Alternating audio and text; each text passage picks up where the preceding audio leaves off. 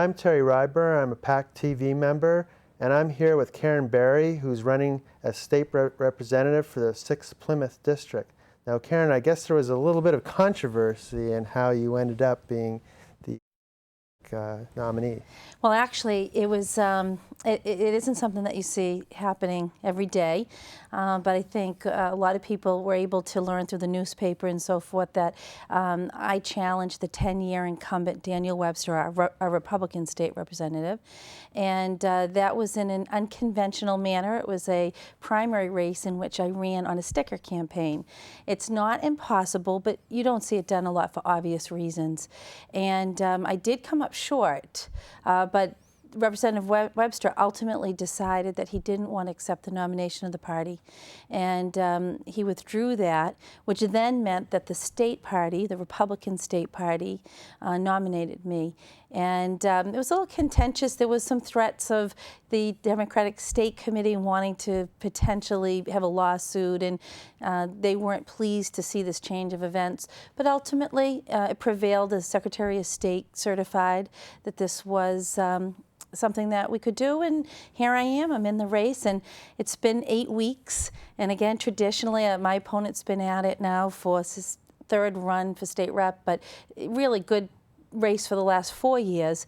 But you know, I'm not discouraged, and it's been a wonderful 8 weeks, and I'm really pleased to have received that nomination to be on the ballot as the Republican candidate. Oh, that's great. Yeah. So I'd like to hear a little more of your background, where you were born, grew up, where you went to school, that sort of thing. And I thank you for asking that question, because I'm running as Karen Barry, because that's my name, that's who I am, but I have deep roots in this district. Most people actually know me as Karen Mann.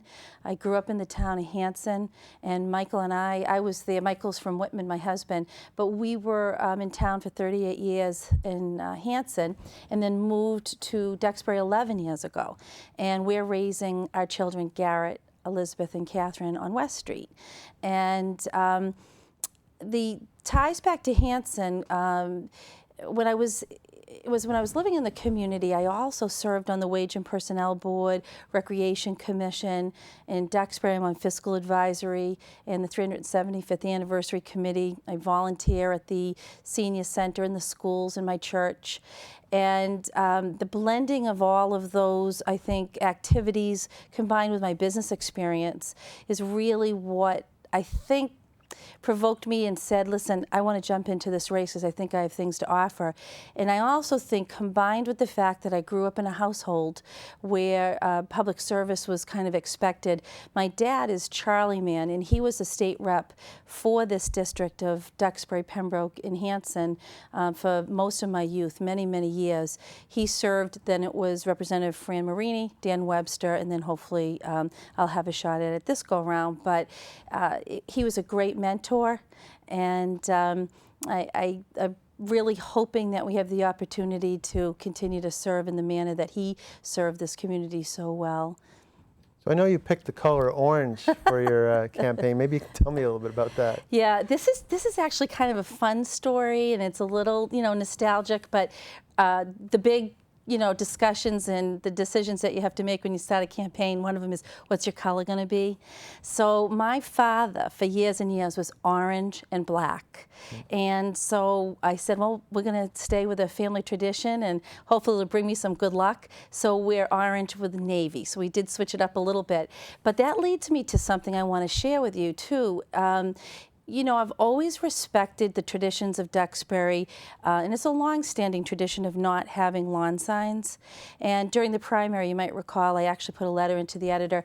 And it's everybody's constitutional right to be able to express themselves and have a lawn sign. And I don't begrudge anyone from doing that. And I have supporters that have put signs out. However, people that know me also know that I respect that folks in Duxbury prefer not to have lawn signs and to have a marketed campaign in that manner.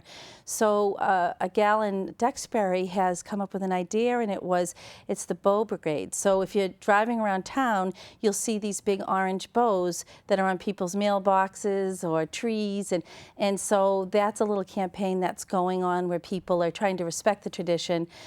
So but they still want to be able to say that we're with Karen. So if anybody wants a bow, we have them made, and it's kind of fun. It adds a little levity, and it's another way of showing support without compromising the values that I have in wanting to be a good neighbor in a town. Well, that's great. Well, I'm going to move on to, obviously, the #1 issue is jobs and the economy.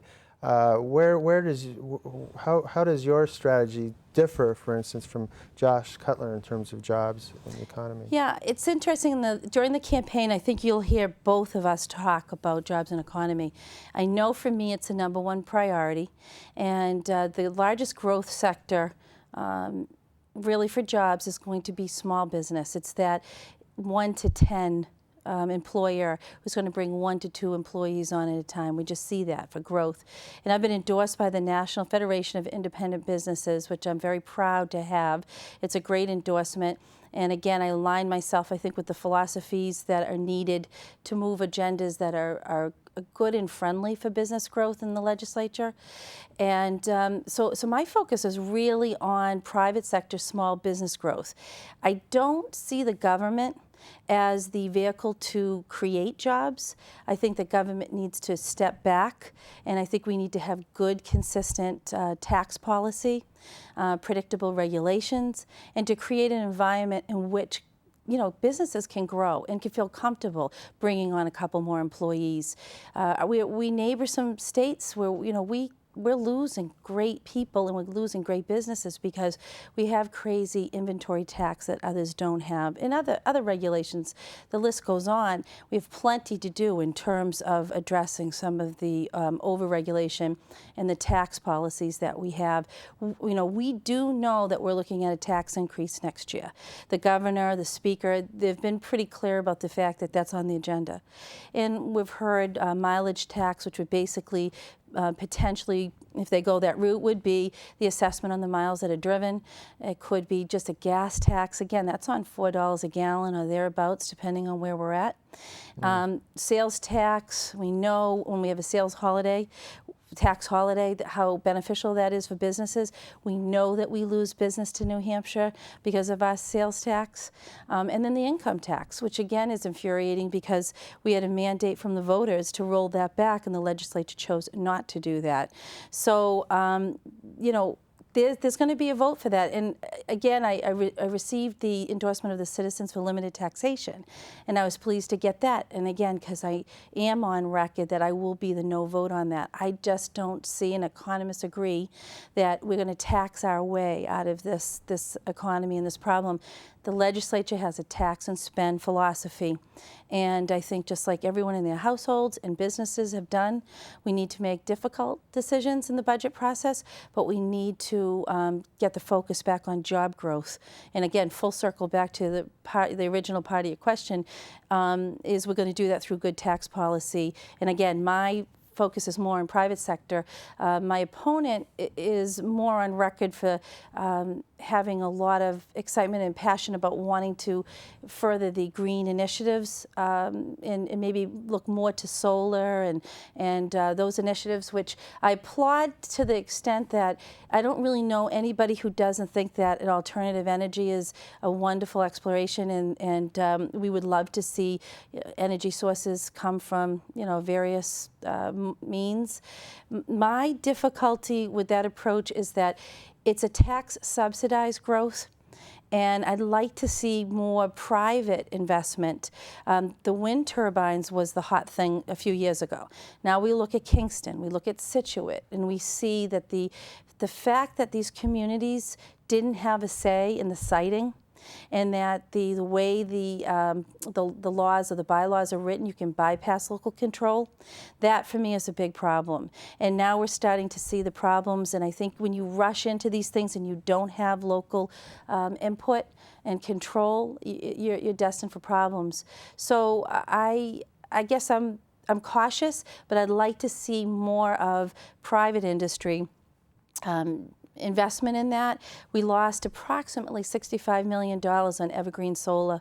And again, that's the government picking winners in the industries that we're going to try to enhance and grow.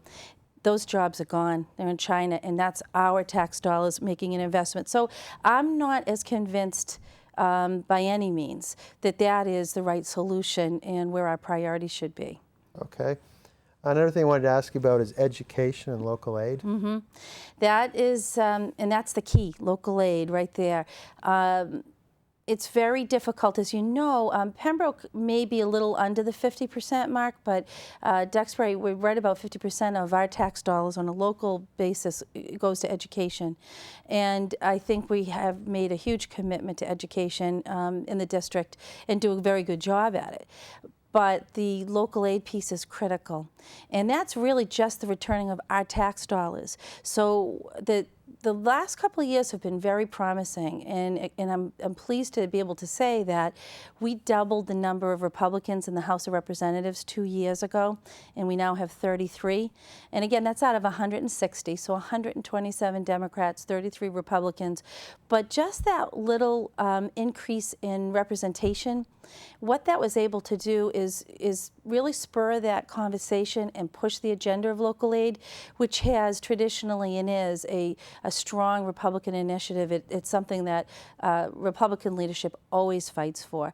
But when you have, and it's certainly not in balance, but as you start to tweak those numbers and you start to have more voice and more open debate, more transparency for the public to see what the priorities are, you start to see good things happen, and one of it is local aid.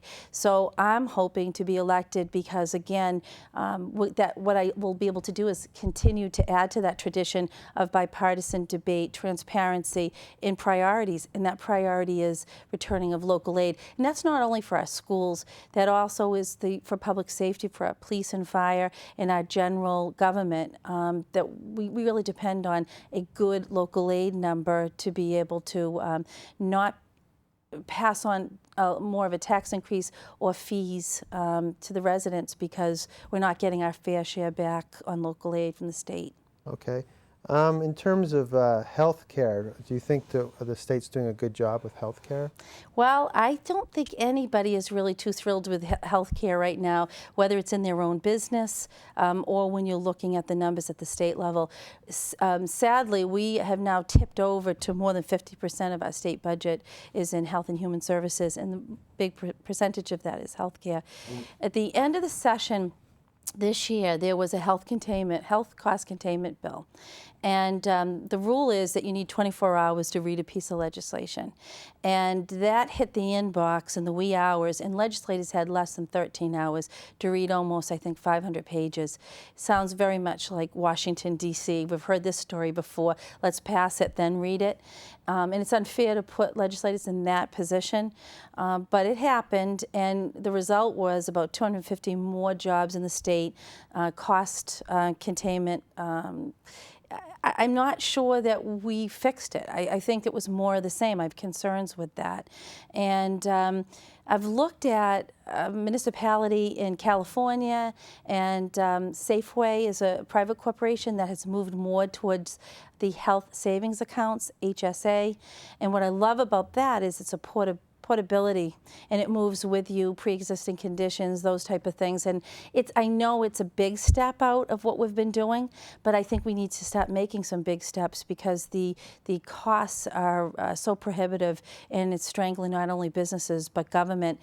And I think one of the goals in healthcare was that we wanted to see more people insured, and we certainly have seen those numbers up to 97%.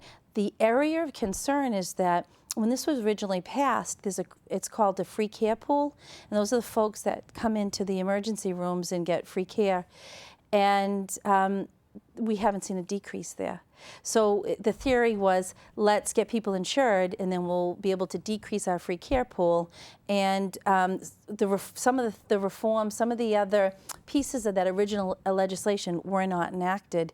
One of them was everybody needs to pay something, and that just hasn't occurred. So there's a lot of hard decisions to be made and a lot of work still to be done. But health care is a big issue. Okay.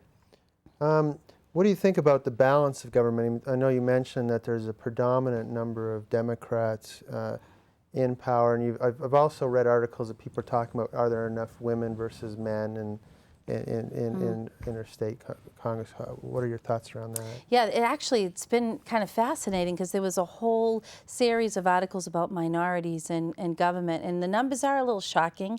I think there are 6 Republican women in the legislature out of 160, and again in the Republican side, but balance is critical. My opponent just recently said to me that it's kind of a silly argument, and I'm going to push back and say I don't see anything about it that's silly. I think that any of us, even if you're not in a government capacity, think of groups that you're associated with or committees you've ever sat on. When there's a concentration of power by one group, it just leads to limited debate, and it leads to specific agendas being pushed.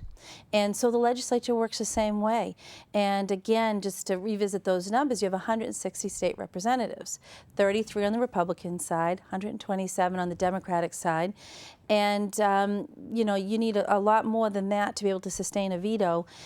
And it's just good government. Even if you took the R and the D away and you just looked at how you want to have debate, and it's bipartisan debate.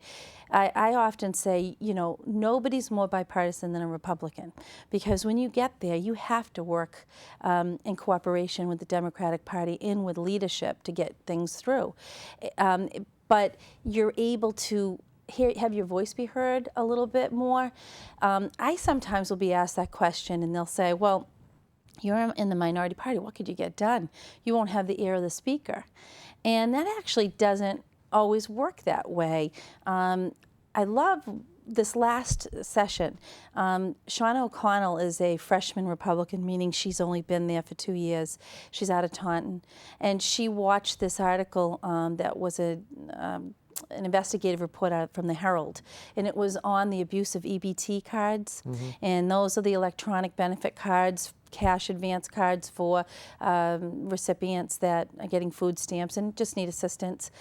And it was shocking. It was shocking because I think most of us think that necessities are bread, milk, and eggs. And the report, it exposed that these cash benefits are being used in nail salons and casinos and bar rooms. And I mean, just the list was extremely long of abuse that's taking place. And so here she is, she's a Republican, and you'd say, well, what can she get done? Well, she was able to use the bully pulpit, if you will, but she jumped on this. And it obviously had legs because the public is not keen at the thought that these benefits are not being used as they should be used. And she was able to get bipartisan cooperation and get the first phase of that bill through. Now, there's still work to be done on that, and I'd love to join her on that in terms of getting in there, and I'd like to see the cash advance portion be eliminated so that you can't use it like a debit card. Right. And I'd like to see that if you make a purchase and you make a return, that it goes on as a credit versus cash back to the recipient. I think that facilities, or not facilities, but stores that don't accept EBT cards, there should be a hotline number that's there. So if people see abuse, they're able to report it. And the neighboring states do allow for use of that card in the neighboring state. But you know, outward from that, I think there should be some restrictions.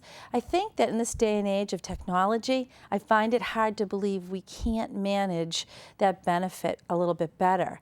And you know, I guess I've read other reports, and people have said that this is unfair. It's a little bit critical of the poor.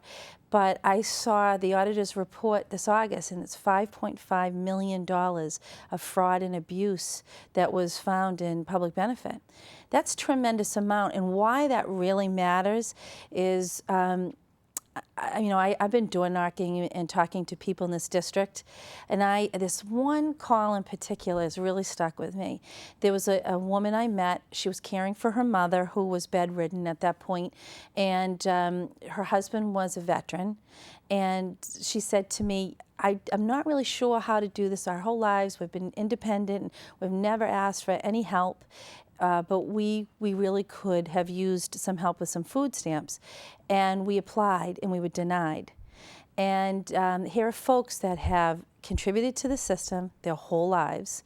We have a veteran in the household. They're denied because the services and so forth are limited. And basically, they don't know how to work that process. And it just breaks my heart when I hear of people who have been good citizens, done the right thing, and this prolonged recession have hurt people, and they do need a helping hand. So that's why we have a responsibility to take a look at something like that $5.5 million of abuse. And we need to use technology to be sure that we're not having cash advances and we're not spending public money in places like a nail salon. These people need help, and I hate to see people be denied because we're doing such a poor job in not watching the abuse side of the house on public benefits. So if you do actually win the election Mm-hmm. and win the seat, what is your vision for Massachusetts over the next decade? Well, I certainly hope, again, the jobs and economy being a top priority, that we're going to start to see a shift nationally, and we're going to see it throughout the Commonwealth as well, and that we're going to see people get back to work. And I don't see that in large corporation growth. I don't see that in manufacturing coming back within at least this period of time. And that's my background, is manufacturing, transportation industry. And I see it in the small sector growth. And I'd love to think that we can retain this great talent that's here in Massachusetts as they're coming from our great colleges and universities. And we're not. We're losing them. And I would hope to see that we could sit here in the next, 10 years from now and be able to reflect back and have seen success moving forward in terms of innovative growth, retention of this great talent, and growth in the private sector and the small jobs. And to be honest with you, government can't be all things to all people. I think government is too large. I would love to see greater reforms and simplicity to do business here, and also to be regulated by the government in the manner that we are. So that's another area I would love to see government become smaller, not larger, and that's certainly not the pattern that we've been seeing in the decision making out of Beacon Hill. Okay, well, thanks, Karen. I appreciate it. Again, this is Karen Barry. She's running for state representative for the Sixth Plymouth District as a Republican. And the election is November 6th, correct? Yes, it is. Okay, thanks again. Yeah, thank you, Terry.